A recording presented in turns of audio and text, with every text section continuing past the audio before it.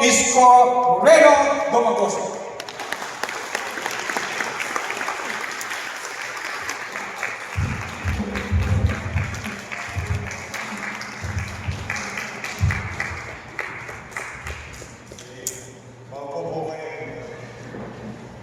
Sobra-sobra naman ito ang kapaglala ko. I'm just one of those voices. Marami naman dyan magagaling din na mga kabataan. But today I'm grateful, humble, and honored to speak before you. Especially itong aming isa sa pinagmamalaki na paaralan na nasa lungsod ng Maynila. Dito maraming isko at saka iska, or what you call scholar ng bayan. Ito'y nagbibigay, ang institusyon ito'y bibigay ng pagkakataon sa mga mahihirap nating pamilya na makamit nila ang tagumpay through education. At ito'y naipapamahagi sa lahat ng gusto na makamit ang magandang kinabukasan. Kaya palakpakan natin ang PUP. Marami na po nagsalita, nagaling po na nagsalita. But I have prepared some and happy and honored to share it with you. Again, magandang umaga sa inyong lahat. Especially to our Rotary leaders, educators, distinguished guests, proud parents, and most especially the young delegates, national young delegates, and finalists of the Youth Peace Summit, Voice to Youth Third National Oratorical Contest. We gathered at the time of public discourse this being tested. Recent events in our Senate, the new teleserye in 3 o'clock in the afternoon of Filipino families, ang laging kaabang-abang, bukas mula Lunes hanggang Huwebes, kung hindi ako nagkakamali. Have demonstrated how deeply divided opinions can become and how easily official conversation can be overwhelmed by accusations, personal attacks, and competing narratives. In many discussions today, arguments are sometimes judged not by the strength of evidence or by the merit of ideas, but by who delivers them. Too often, disagreement becomes personal, and debate becomes a contest of personalities rather than the search for solution.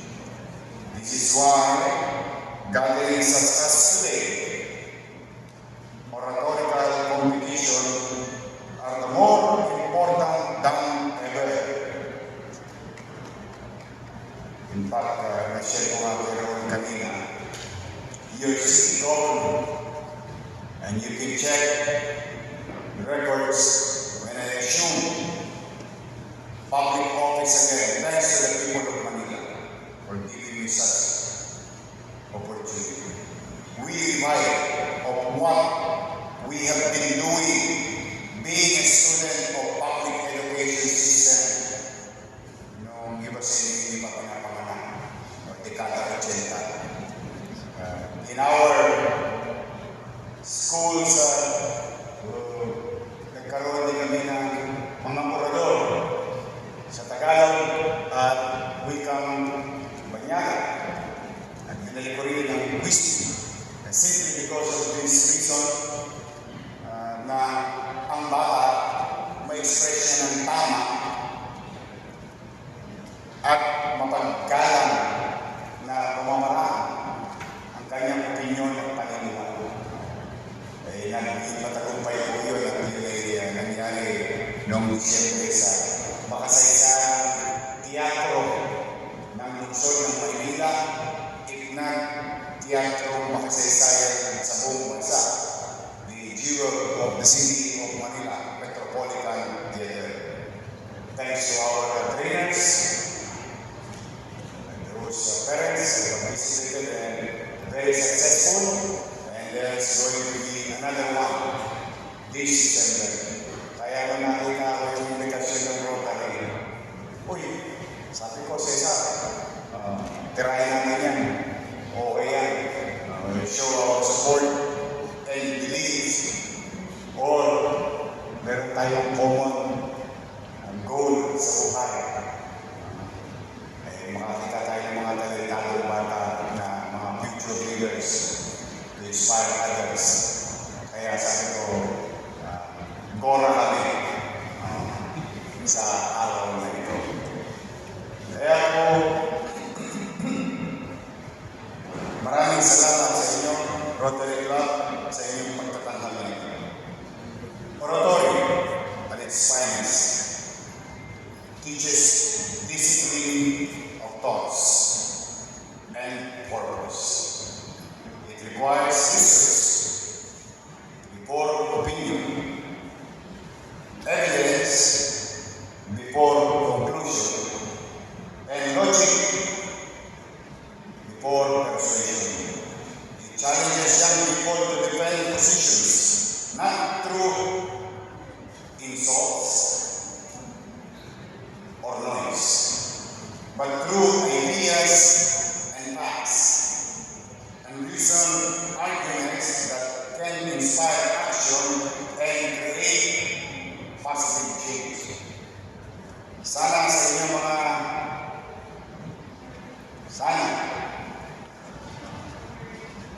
sana na lang talaga muna.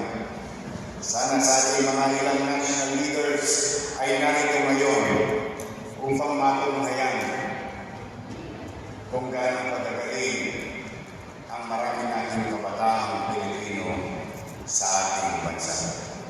Upang makinig sila, matuto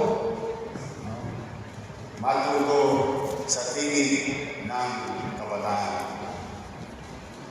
In our own little way, in this corner of our country, in Manila, we have seen how communications and social media platforms can become tools.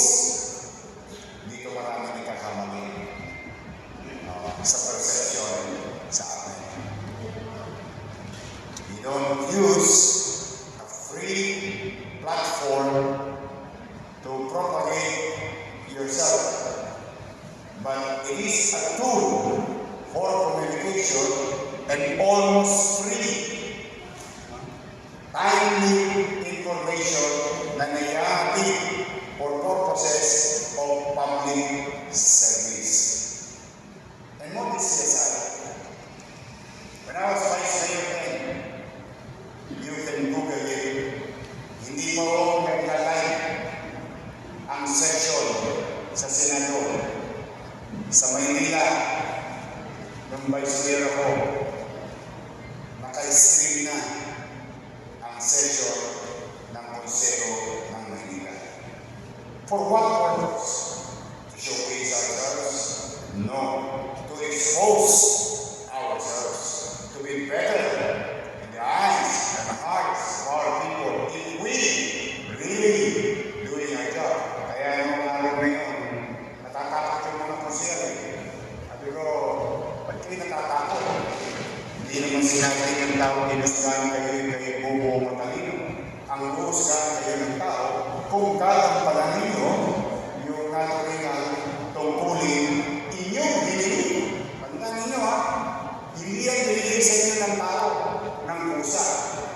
Hilingin nyo na sa tao na kayo malaga district. Kaya, huwag kayong tutulog-tulog. Dahil pag nataan kayo ng camera, mauusgahan kayo ng mamamayan. Yung mga nangulang yan, medyo sa banyo nyo na dahil na. At ultimately, you know what benefiting the people? We exposing ourselves. Alam mo, ang dami ng buti, bumihira ang absent. Hindi kami nahihirapan makakuha ng quorum.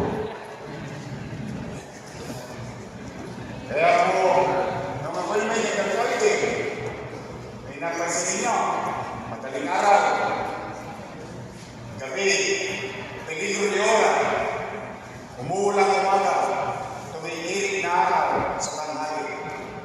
Bulak-bulak ang Maynila. Partikular ang pamahalaan lungsod ng Maynila. Because, ang assumption ko, ang tao bayan busy sa pagkahanap buhay. Maraming gawain tungkulin sa kanya-kanyang field of undertaking. And sometimes, through noise, maraming nagkakalituhan. At ang kalituhan ay nagbubunga ng alitan at hindi pag-unawa. Kaya itinulat namin ang pamahalang lungsod. Siya na rin naging parang ang tawag yan sa peg ng ibang lokal na pamahalaan at leader ng pamahalaan. Diyan ko rin itinatag nung unang meron ako yung capital report.